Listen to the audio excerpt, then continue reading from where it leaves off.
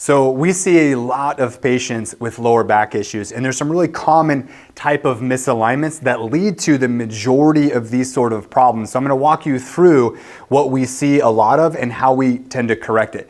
So on the left is a normal example of a front view lower back x-ray. So when you look at the x-ray from the front, the spine should be straight and the hips should be level.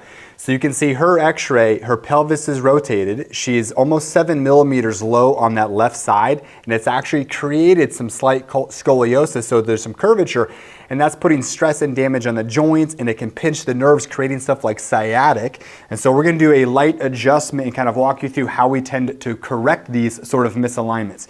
So the first way we can do it is utilizing the table and doing some drops to help specifically correct that rotation in her hips. So this pops up, and that's going to help to balance that rotation that we saw. The other way that we can do a corrective adjustment is I'll have her lay on her side.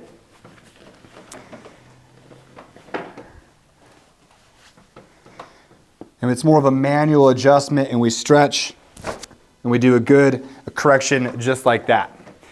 Now, the other thing that we see a lot of is a loss of curvature in the lower back. So ideally, when you look at the spine from the side, you will see these perfect curves. And those curves are critical for strength and stability. That's what protects the joints, it protects the discs and the spinal cord. So from the side, we should see this perfect 35-degree curve. So again, here's our normal. The disc spaces are wide open. All the weight is back here on the posterior part of the spine, so it's very strong and stable. On her x-ray, you can actually see very straight and almost a little bit of a reversal in this lower part of her spine, which will load the disc and create a lot of back issues.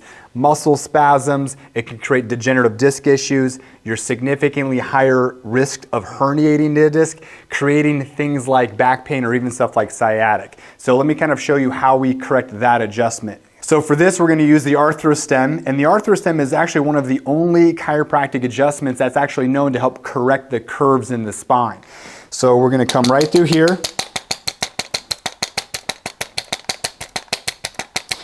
And patients really enjoy this adjustment, especially if they don't like the manual adjustments or the popping or cracking. But that is how we're going to start to correct that curve to make her spine stronger and more stable.